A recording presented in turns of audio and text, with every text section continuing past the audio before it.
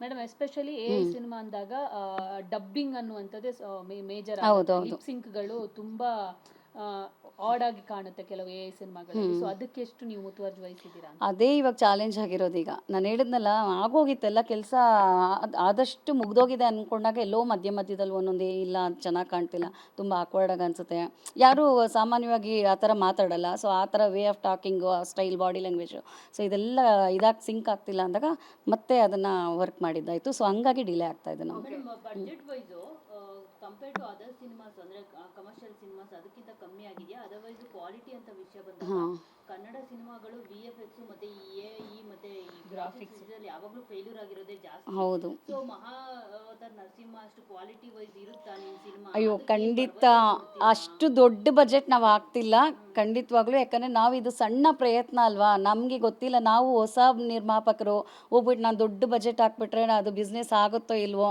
ಗೊತ್ತಿಲ್ಲ. ದೇವರ ಅದೃಷ್ಟ ನಮಗೆ ಎಷ್ಟು ಕೊಟ್ಟಿದ್ದಾರೋ ನಮ್ಮ ಭಾಗಕ್ಕೆ, ಸೊ ಅಷ್ಟೇ ನಮಗೆ ಲಭ್ಯ ಅಲ್ವಾ. ಅವ್ರು ನಮ್ಗೆ ಇಷ್ಟೇ ಕೊಡಬೇಕು ಅಂತ ಇದ್ದಾಗ, ಆದರೆ ನಮ್ಮ ಪ್ರಯತ್ನ ಕೂಡ ಅದ್ರಲ್ಲಿ ಬೇಕು. ಸೊ ಅದು ಚಾಲೆಂಜಾಗಿ ತೊಗೊಂಡು ಸಿನಿಮಾ ಮಾಡಿದ್ದೀವಿ. ನಮ್ಮ ಪ್ರೇಕ್ಷಕರು, ಕನ್ನಡ ಪ್ರೇಕ್ಷಕರು, ನಮ್ಮ ರಾಣಿ ಚೆನ್ನಮ್ಮ ಅನ್ನೋದೇ ಒಂದು ಹೆಮ್ಮೆ ನಮಗೆ. ನಮ್ಮ ಕರ್ನಾಟಕದ ಮೊದಲನೇ ಫ್ರೀಡಮ್ ಫೈಟರ್ ಅವರು. ಸೊ ಎಲ್ಲ ಆ ಹೋರಾಟಗಾರ್ತಿಯರು ನಮ್ಮ ಮನೆಗಳಲ್ಲೂ ಅಂಥ ಹೋರಾಟಗಳನ್ನ ನೋಡ್ತಾನೆ ಇರ್ತೀವಿ ದಿನನಿತ್ಯ. ಹೆಣ್ಮಕ್ಳು ಈಗ ಇತ್ತೀಚೆಗೆ ಒಂದು ಸಣ್ಣ ಮಗು ಮೇಲೆ ರೇಪ್ ಅಟೆಂಪ್ಟ್ ಆಯಿತು, 10 ವರ್ಷದ ಮಗು ಮೇಲೆ.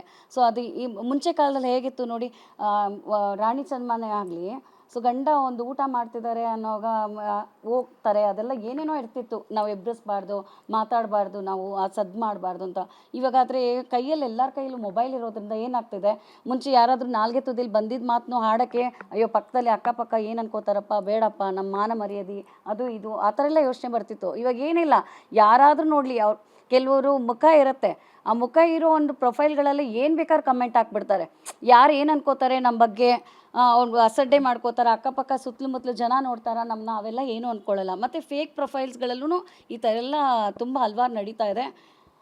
ಗೊತ್ತಿಲ್ಲ. ಓಕೆ ಮ್ಯಾಮ್, ಅಣ್ಣ ಅತ್ತಿಗೆ ಅಂತಾನೆ ಕರಿತೀರಾ, ತುಂಬಾ ಇಷ್ಟಪಡ್ತೀರಾ, ಪ್ರತಿ ಸಲ ಅವ್ರ ವಿಷಯ ಬಂದಾಗ ಭಾವುಕರಾಗ್ತೀರಾ. ದರ್ಶನ್ ಅವ್ರ ಹಾಗಾದ್ರೆ ಇನ್ನೂ 1 ವರ್ಷಗಳ ಕಾಲ ಹೊರಗೆ ಬರೋದಿಲ್ಲ ಅನ್ನೋ ನೋವಿನ ಸಂಗತಿ, ಅಭಿಮಾನಿಗಳು ಕೂಡ ನೋವಲ್ಲಿದ್ದಾರೆ. ಸೊ ನೀವು ಒಟ್ಟಿನಲ್ಲಿ ಯಾರಿಗೆ ಆದರೂ ದರ್ಶನ್ ಅನ್ನೋನ ಬಗ್ಗೆ ಕೇಳಲೇಬೇಕು ಅನ್ಸುತ್ತಲ್ಲ. ಅಲ್ಲ, ಅಭಿಮಾನಿಗಳು ಇಲ್ಲ, ನಾವು ಅಭಿಮಾನ ಏನಂದರೆ, ನನಗೆ ಎಲ್ಲ ಕನ್ನಡ ನಟರು ನನಗೆ ಭಾಳ ಇಷ್ಟನೇ. ಯಾಕಂದರೆ ಅವರೆಲ್ಲ ಕಲಾವಿದರು, ಅವ್ರ ಥರ ನಾವು ಯಾರೂ ಮುಂದೆ ಮಾಡೋಕ್ಕಾಗಲ್ಲ. ಒಬ್ಬೊಬ್ಬರಲ್ಲೂ ಒಂದೊಂದು ವಿಭಿನ್ನತೆ ಇರುತ್ತೆ. ಈಗ ಏನಾಯಿತು ಅಂದರೆ, ಸ್ಟಾರ್ ನಟರು ಅಂತ, ತುಂಬ ಸ್ಟಾರ್ ನಟರು ಅಂತ ಇದ್ದಿದ್ದೇ ಕೆಲವು ನಮ್ಗೆ ಆಪ್ಷನ್ಗಳಲ್ಲಿ ಇದ್ದಿದ್ದು. ಅದರಲ್ಲಿ ಇವರು ಮೇಜರಾಗಿ ದರ್ಶನನ ಅಂದರೆ ಅಭಿಮಾನಿಗಳು ಜಾಸ್ತಿ. ಅಂಥವ್ರು ಹೋಗಿ ಈ ಥರ ಆಗೋಯ್ತಲ್ಲ, ಈ ಥರ ಅವ್ರ ಹಣೆ ಬರದಲ್ಲಿ ಹಿಂಗಿತ್ತಲ್ಲ ಅನ್ನೋದು ಬೇಜಾರಿದೆ. ಆದರೆ ಏನೇ ಆದರೂ ನ್ಯಾಯನೂ ನೋಡಬೇಕಲ್ಲ ನಾವು. ನ್ಯಾಯ ಏನು ಬರುತ್ತೋ ಅದ್ರ ಥರ ನಾವೆಲ್ಲ ನಡ್ಕೋಬೇಕು. ಅವರು ಕೂಡ ಪಾಪ ಅದಕ್ಕೆ ತಲೆಬಾಗಿದ್ದಾರೆ. ಅಭಿಮಾನಿಗಳ ಥರ ಅದಕ್ಕೋಸ್ಕರನೇ ಕಾಯ್ತಿದ್ದಾರೆ. ನಾವು ಕೂಡ ಅಭಿಮಾನಿಯಾಗಿ ಕಾಯ್ತಿದ್ದೀನಿ. ಗೊತ್ತಿಲ್ಲ, ಮುಂದೊಂದು ದಿವಸ ಅವ್ರಿಗೆ ಒಳ್ಳೆಯದಾಗಿ, ಸೊ ಇಲ್ಲ ಅವರು ನಿರಪರಾಧಿ ಅನ್ನೋದು ಪ್ರೂವ್ ಆಗಿ ಆದಷ್ಟು ಬೇಗ ಬರಲಿ ಅನ್ನೋದೇ ನಮ್ಮ ಒಂದು ಆಶಯ ಕೂಡ. ವಿಶಸ್ ಮಾಡ್ಬೋದು, ಆದರೆ ನ್ಯಾಯ ಹೇಗಿದೆ ಅಂತ ನಮ್ಗೆ ಗೊತ್ತಿಲ್ವಲ್ಲ. ಡ್ರೀಮ್ ಪ್ರಾಜೆಕ್ಟ್ ಮ್ಯಾಮ್, ಈ ಥರದೊಂದು ಸಿನಿಮಾ ಮುಂದಿನ ದಿನಗಳಲ್ಲಿ ಸ್ಯಾಂಡಲ್ವುಡ್ಗೆ ಕೊಡ್ತೀನಿ ನಿರ್ಮಾಪಕಿಯಾಗಿ.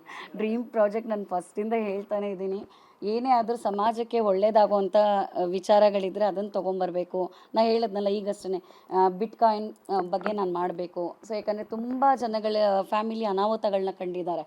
ಅದರಲ್ಲಿ ಅನಾನುಕೂಲನೂ ಇದೆ ಮತ್ತು ಅನುಕೂಲನೂ ಆಗಿರೋರು ಇದ್ದಾರೆ. ಅವ್ರವ್ರ ಅದೃಷ್ಟದ ಮೇಲೆ ಅದಿರುತ್ತೆ ಅನಿಸುತ್ತೆ. ಸೊ ಇನ್ನು ಅವೇರ್ನೆಸ್ ಬಗ್ಗೆ ಅಂತ ಅಂದಾಗ ಮಕ್ಕಳ ಸಿನಿಮಾಗಳು ಹೆಚ್ಚಾಗಿ ಮಾಡಬೇಕು ಅನ್ನೋದು ನನಗೆ ಆಸೆ ಇದೆ. ಮಕ್ಕಳು ಮತ್ತು ಹೆಣ್ಮಕ್ಳ ಬಗ್ಗೆ ಮಾಡೋಕ್ಕೆ ನನಗೆ ಆಸಕ್ತಿ ಜಾಸ್ತಿ. ಗೊತ್ತಿಲ್ಲ, ಮುಂದಿನ ದಿನದಲ್ಲಿ ಅಂಥ ಒಂದು ಸಬ್ಜೆಕ್ಟ್ಗಳು ಬರ್ತಾನೆ ಇದ್ದರೆ ನಾನು ಮಾಡೋಷ್ಟು ಕೆಪಾಸಿಟಿ ನನಗೂ ಅಮ್ಮ ಕೊಡಬೇಕು. ಅದೇ ಪ್ರೇ ಮಾಡ್ತಾ ಇರ್ತೀನಿ ನಾನು ಎವ್ರಿ ಟೈಮ್ ಕೂಡ. ಸೊ ಹಂಗಾಯಿತು ಅಂದರೆ ಮಾಡ್ತಾ ಇರ್ತೀನಿ. ರಿಲೀಸ್ ಮ್ಯಾಮ್ ಇದು ಇವಾಗ ನಾನು ಏನೂ ಹೇಳೋಕ್ಕಾಗ್ತಾಯಿಲ್ಲ. ನನಗೆ ಇವಾಗ ಭಯ ಶುರುವಾಗೋಗಿದೆ. ಆ್ಯಕ್ಚುಲಿ ಮೇ 1ಗೆ ನಾವು ರಿಲೀಸ್ ಅಂದ್ಕೊಂಡಿದ್ವಿ. ಈ ಸಾಂಗ್ಸ್ ಎಲ್ಲ ತುಂಬ ಚೆನ್ನಾಗಿ ಬಂದಿದೆ.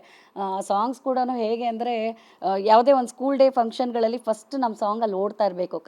ಈಗ ಕನ್ನಡ ಸಾಂಗ್ಗಳು ಹೆಂಗೆ ನಾವು ರಾಜ್ಯೋತ್ಸವಗಳಲ್ಲಿ ನಾವು ಬಳಕೆ ಮಾಡ್ತೀವೋ ಆ ಥರ ಇದು ಸ್ಕೂಲ್ ಡೇಸಲ್ಲಾಗಲಿ, ಒಂದು ರಾಜ್ಯೋತ್ಸವ ಫಂಕ್ಷನಲ್ಲೋ ಅಥವಾ ಏನೋ ಒಂದು ರಿಪಬ್ಲಿಕ್ ಡೇಗಳಲ್ಲಿ ಇದನ್ನು ಸಾಂಗ್ ಪ್ಲೇ ಮಾಡಲೇಬೇಕು. ಸೊ ಆ ಥರ ಮಟ್ಟಿಗೆ ನಾವು ಮಾಡಿದ್ದೀವಿ. ಇದರಲ್ಲಿ ಯೋಗರಾಜ್ ಭಟ್ರು ನಮಗೆ ಸಪೋರ್ಟ್ ಮಾಡಿದ್ದಾರೆ. ವಿ ನಾಗೇಂದ್ರ ಪ್ರಸಾದ್ ಸರ್ದು ಅವ್ರದ್ದು ಕೂಡ ಸಾಹಿತ್ಯ ಇದೆ. ಸೊ ಎಲ್ಲರ ಒಂದು ಸಪೋರ್ಟಿಂದ ಚೆನ್ನಾಗಿ ಬರ್ತಾಯಿದೆ. ಆಮೇಲೆ ನಮ್ಮ ಗಾರ್ಗ ಸಿನಿಮಾದಲ್ಲಿ ವರ್ಕ್ ಮಾಡ್ತಿದ್ದಂಥ ಹುಡುಗ ಭರತ್ ಹರಿ ಅಂತ ಅಂದ್ಬಿಟ್ಟು, ಸೊ ಅವರು ಮ್ಯೂಸಿಕ್ ಡೈರೆಕ್ಟರ್ ಆಗಿರೋದು ನಮ್ಮ ಸಿನಿಮಾದಲ್ಲಿ. ನಮಗೆ ಗೊತ್ತಿಲ್ಲ, ಅದೊಂದು ಪ್ರೌಡ್ನೆಸ್ಸು. ಇತ್ತೀಚೆಗೆ ಬುಲ್ಬುಲ್ ಅನ್ನೋ ಒಂದು ಸಾಂಗ್ ಬಂತು. ಆಮೇಲೆ ದುರಂದರ್ದು ಕನ್ನಡ ಇದು ಬಂತಲ್ಲ, ಸೊ ಅದೆಲ್ಲ ಆಡಿರುವಂಥ ಹುಡುಗಿ ನಾದಿರಾ ಹಾಡಿದ್ದಾರೆ. ಮತ್ತು ಅನುರಾಧ ಭಟ್ ಅವರು ಎಲ್ಲ ಒಟ್ಟಿನಲ್ಲಿ ದೊಡ್ಡ ದೊಡ್ಡ ಸಿಂಗರ್ಸೇ ಹಾಡಿದ್ದಾರೆ. ಗೊತ್ತಿಲ್ಲ, ದೊಡ್ಡ ಮಟ್ಟದಲ್ಲಿ ತೊಗೊಂಡೋಗೋಕ್ಕೆ ನಮ್ಮ ಅಭಿಮಾನಿಗಳು ಹೇಗೆ ನಮ್ಮನ್ನ ಪ್ರೋತ್ಸಾಹ ಮಾಡ್ತಾರೆ ಅನ್ನೋದೇ ಕಾಯ್ತಾ ಇದ್ದೀವಿ. Thank you so much.